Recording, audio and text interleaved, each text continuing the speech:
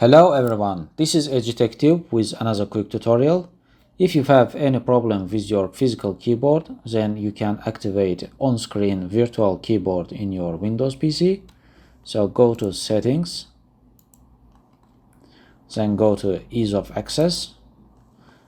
On the left tab, go to Keyboard and activate this option for turning on the virtual keyboard.